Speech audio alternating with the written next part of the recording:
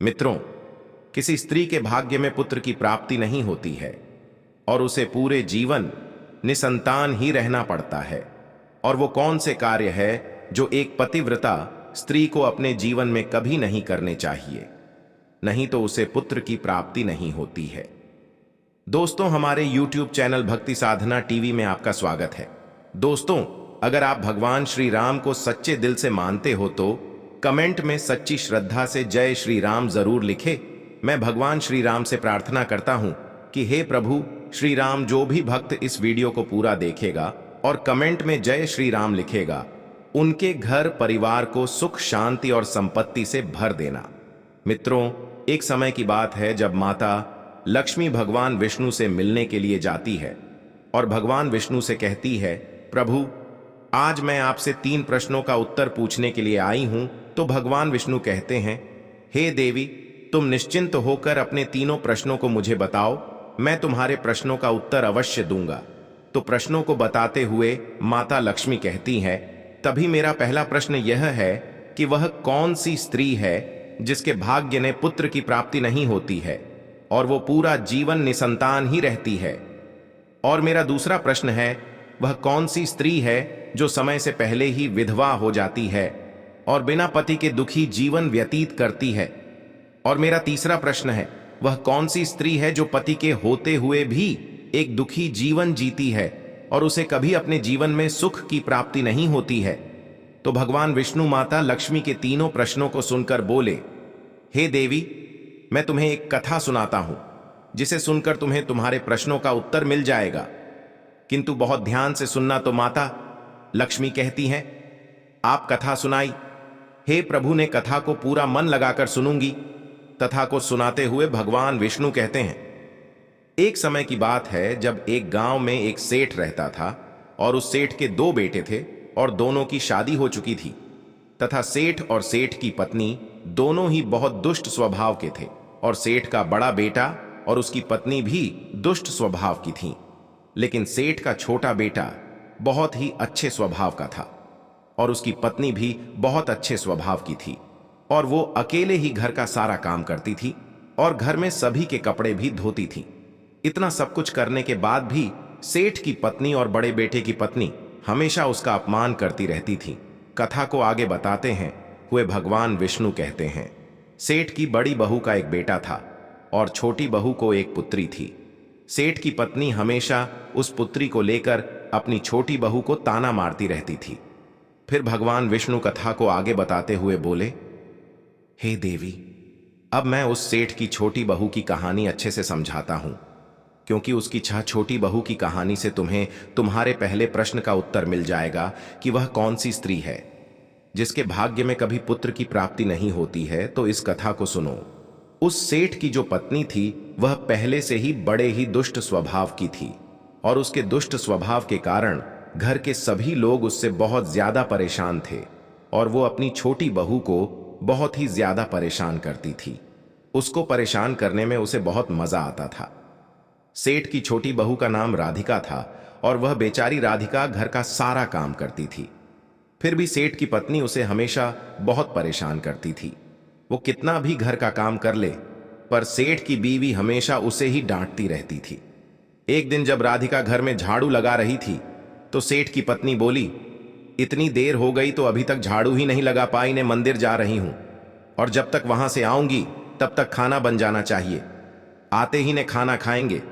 फिर वह बेचारी घर की साफ सफाई करके खाना बनाने में लग गई और खाना बनाते समय वह मन में सोच रही थी, न घर का इतना काम करती हूं, फिर भी मेरी सास मुझे हमेशा डांटती रहती है और हमेशा परेशान करती रहती हैं और कभी भी प्रेम से बात नहीं करती है और घर का सारा काम मुझसे ही करवाती हैं। राधिका यह सब सोच ही रही थी, तभी दरवाजा खटखटाने की आवाज आई तो उसने सोच, अभी तो खाना तैयार भी नहीं हुआ और लगता है मेरी सासू मां आज बहुत जल्दी ही मंदिर से लौट आई हैं।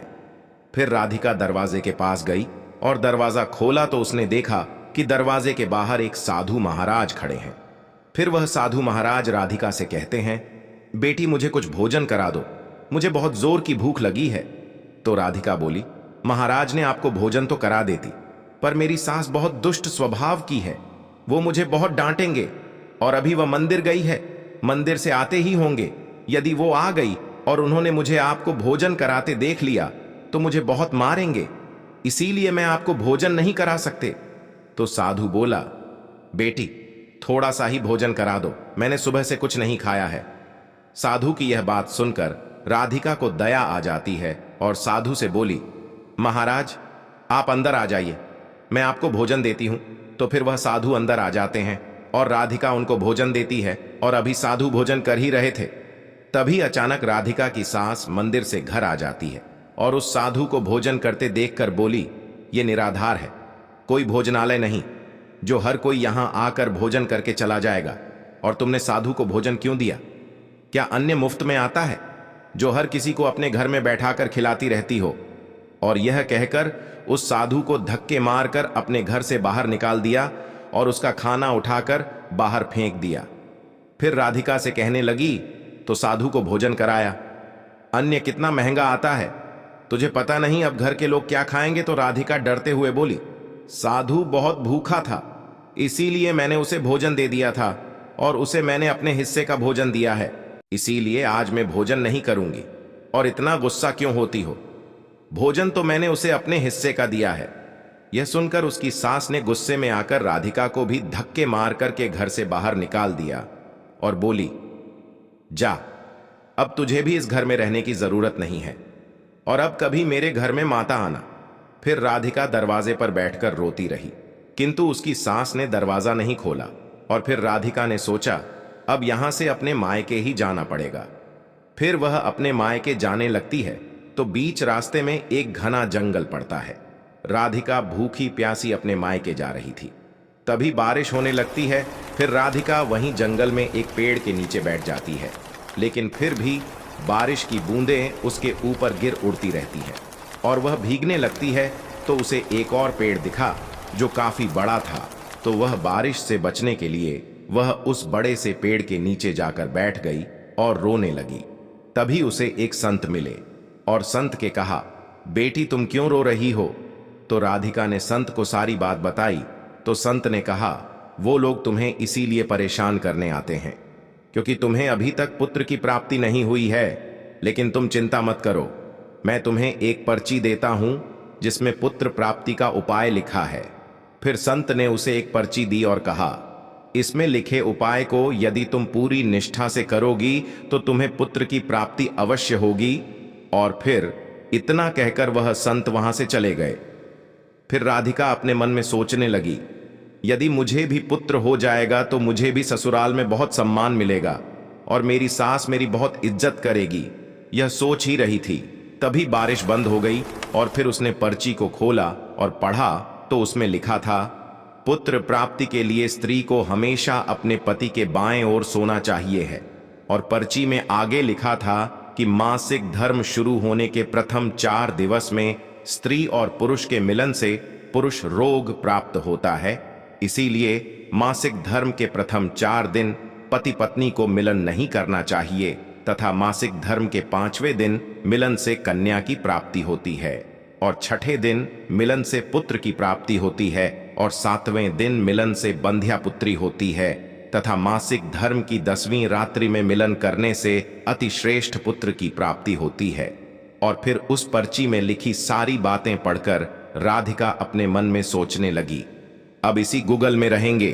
फिर वह जंगल में ही कुटिया बनाकर रहने लगी और फिर उसका पति उसे ढूंढते हुए उसी जंगल में राधिका के पास पहुंचा और उससे कहा, तुम घर चलो। तो राधिका ने उसे पर्ची वाली सारी बात बताई और कहा, अब मैं यहीं रहेंगे जब तक मुझे पुत्र की प्राप्ति नहीं हो जाती। यह सुनकर उसका पति भी उसी के साथ जंगल में रहने लगता है।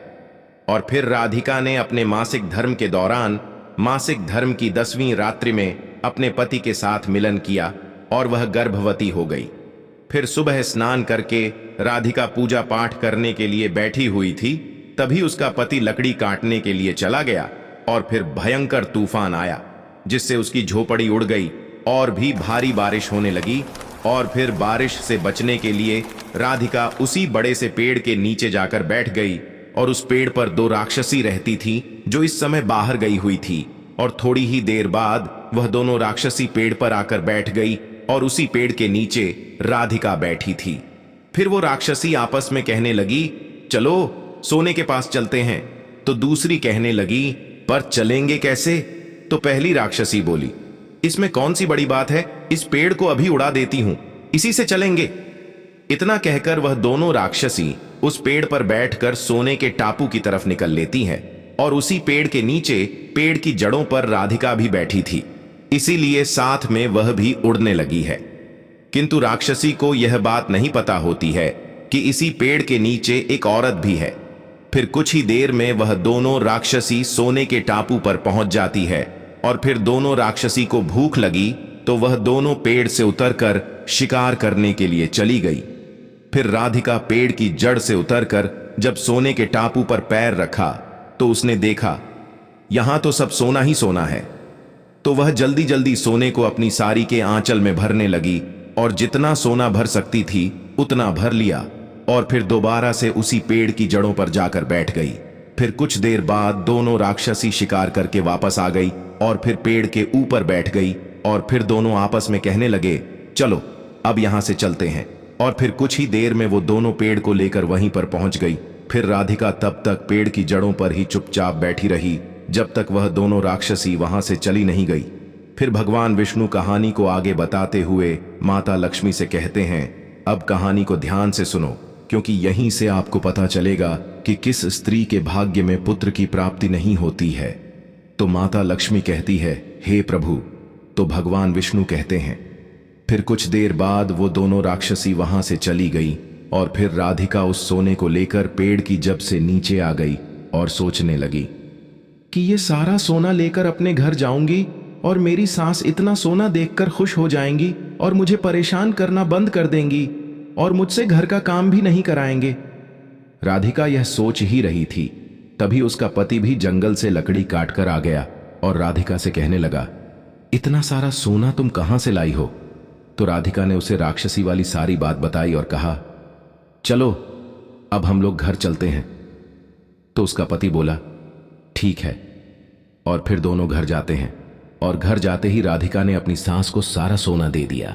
फिर इतना सारा सोना देखकर उसकी सास बहुत खुश हुई और उससे पूछने लगी कि तुम इतना सारा सोना कहां से लाई हो? तो राधिका ने अपनी सास को राक्षसी वाली सारी बात बताई। फिर उसकी सास ने सारा सोना ले लिया और उसके बाद राधिका से कहने लगी, इतने सोने से क्या होगा? जब वहां पर बहुत सारा सोना था तो तुझे और ज्यादा सोना लेकर आना था। इतना थोड़ा सोना लेकर क्यों आई हो? तो राधिका बोली, जी इतना सारा सोना तो है और लाती तो क्या होता। तो उसकी सास बोली, तुझे और ज्यादा सोना लाना था जिससे हमारी 7 पुश्तें बैठकर खाते, फिर भी सोना खत्म नहीं होता। अब टू डेट इस बार में जाऊंगी और बहुत सारा सोना लेकर आएंगे। तो राधिका ने कहा, नहीं माँ जी, आप वहां मत जाओ, वहां जान का भी खतरा है। तो सास बोली, नहीं मैं तो जाऊंगी और बहुत सारा सोना लेकर आऊंगी।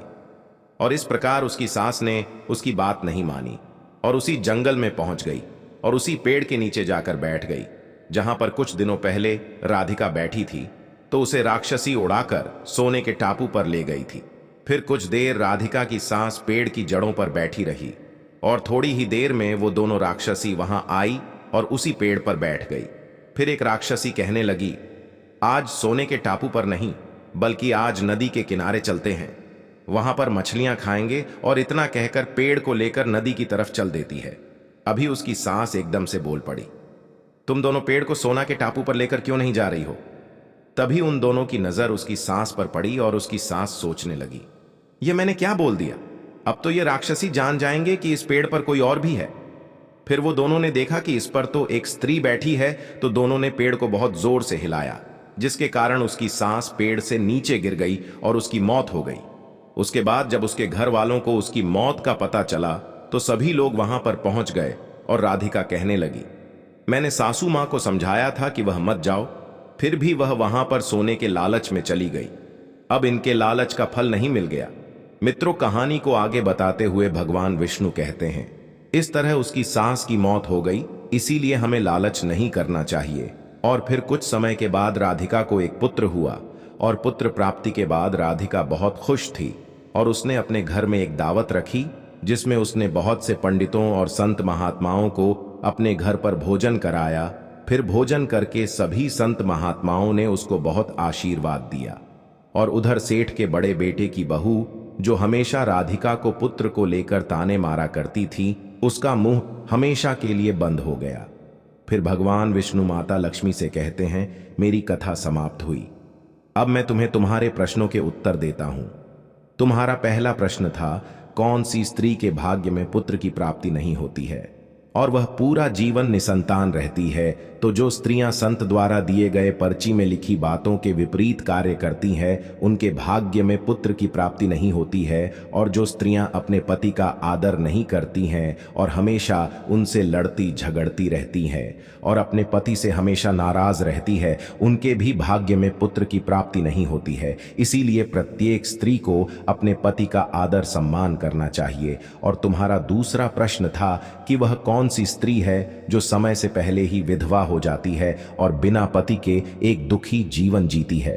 तो समझ लो, जो स्त्रियां पति के होते हुए भी मांग में सिंदूर नहीं लगाती हैं और न ही मंगलसूत्र पहनती है और जहां भी जाएं बिना सिंदूर और बिना मंगलसूत्र के जाती है तथा पति के कहने पर भी उसकी बात नहीं मानती है और पराये मर्दों के साथ संबंध बनाती है, तो ऐसी स्त्रियां समय से पहले ही विधवा हो जाती हैं। इसीलिए एक शादीशुदा स्त्री को पतिव्रता जीवन जीना चाहिए और अपने पति के अलावा पराये मर्दों को नजर उठाकर भी नहीं देखना चाहिए। और तुम्हारा तीसरा प्रश्न था कि वह कौन सी स्त्री है जो पति के होते हुए भी एक दुखी जीवन जीती है और उसे अपने जीवन में कभी सुख की प्राप्ति नहीं होती है।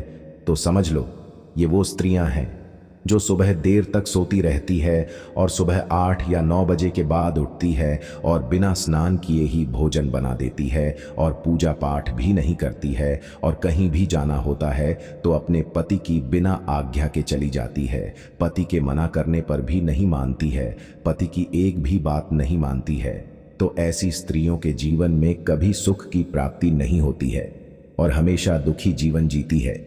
इसीलिए एक पतिव्रत स्त्री को खेमशाह चरित्रवान रहना चाहिए और प्रातः काल में उठकर स्नान आदि करके पूजा पाठ करके फिर भोजन तैयार करना चाहिए, जिससे कि घर में सुख शांति आती है। और माता लक्ष्मी की पूजा भी करनी चाहिए, जिससे कि माता लक्ष्मी प्रसन्न होती है।